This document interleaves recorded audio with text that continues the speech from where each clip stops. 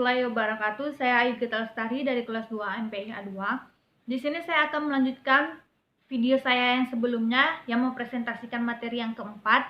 Di sini saya akan mempresentasikan materi yang kelima, yaitu sejarah filsafat abad modern, aliran Renaissance dan Aufklärung.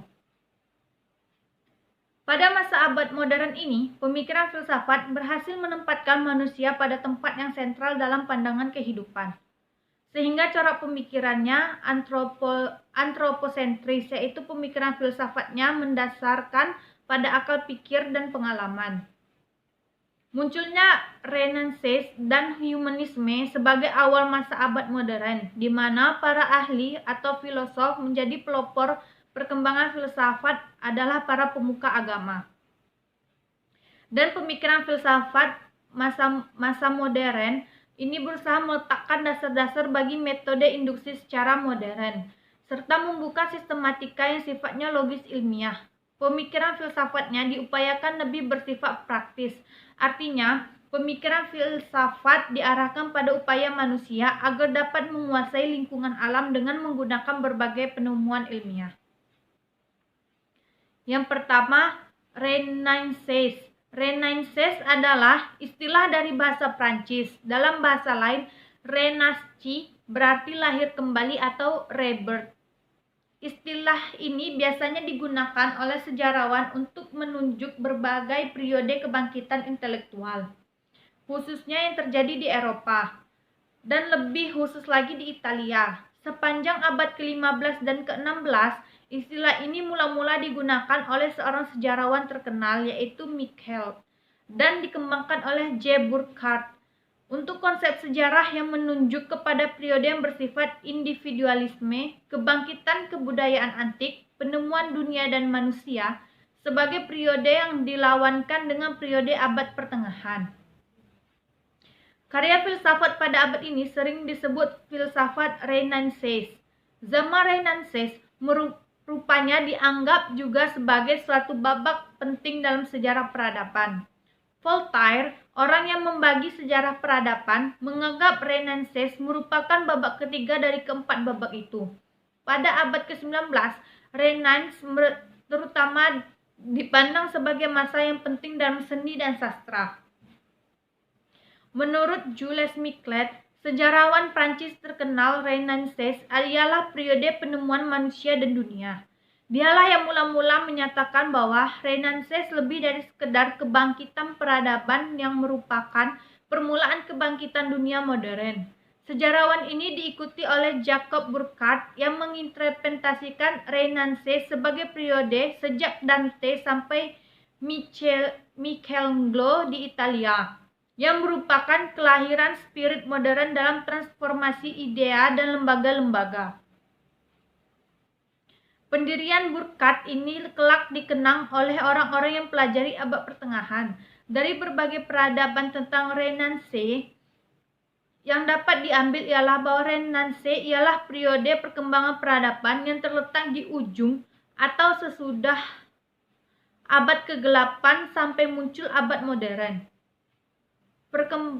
Perkembangan itu terutama sekali dalam bidang seni lukis dan sastra. Akan tetapi, di antara perkembangan itu terjadi juga perkembangan dalam bidang filsafat. Renaissance telah menyebabkan manusia mengenali kembali dirinya dan dunianya. Akibatnya dari sini ialah muncul penelitian empiris yang lebih giat. Berkembangnya penelitian empiris merupakan salah satu ciri Renaissance. Oleh karena itu, ciri selanjutnya adalah munculnya sains. Di bidang-bidang filsafat, zaman Renaissance tidak menghasilkan karya penting bila dibandingkan dengan bidang seni dan sains. Zaman ini sering juga disebut zaman humanisme. Maksud ungkapan ini ialah manusia dianggap kurang dihargai sebagai manusia. Kebenaran diukur berdasarkan dari gereja Kristen, bukan menurut ukuran yang dibuat oleh manusia. Humanisme menghendaki ukuran haruslah manusia. Karena manusia mempunyai kemampuan untuk berpikir, maka humanisme menganggap manusia mampu mengatur dirinya dan mengatur dunia. Jadi, ciri utama Renaissance ialah humanisme, individualisme, lepas dari agama, tidak mau diatur oleh agama, empirisme dan rasionalisme. Hasil yang diperoleh dari watak itu ialah pengetahuan rasional berkembang. Filsafat berkembang bukan pada zaman Renaissance itu, melainkan kelak pada zaman sesudahnya, yaitu zaman modern. Jadi, zaman modern filsafat didahului oleh zaman Renaissance. Sebenarnya, secara esensial, zaman Renaissance itu dalam filsafat tidak berbeda dari zaman modern. Ciri-ciri filsafat Renaissance ada pada filsafat modern. Tokoh pertama filsafat modern adalah Descartes. Pada filsafatnya, kita menemukan ciri-ciri Renaissance tersebut. Ciri itu antara lain ialah menghidupkan kembali rasionalisme Yunani, individualisme, humanisme, lepas dari pengaruh agama, dan lain-lain. Selanjutnya, Aufklärung. Zaman Aufklärung ini dikenal dengan zaman pencerahan atau zaman Fajar Budi, dalam bahasa Inggris Enlightenment, dan dalam bahasa Jerman Aufklärung. Aufklärung merupakan kelanjutan dari Renaissance. Kalau Renaissance dipandang sebagai peremajaan pikiran, maka Aufklärung menjadi masa pendewasaannya. Dalam zaman ini juga banyak muncul tokoh-tokoh filsuf. Keberagaman pemikiran yang berkembang melahirkan berbagai pemahaman dan kepercayaan.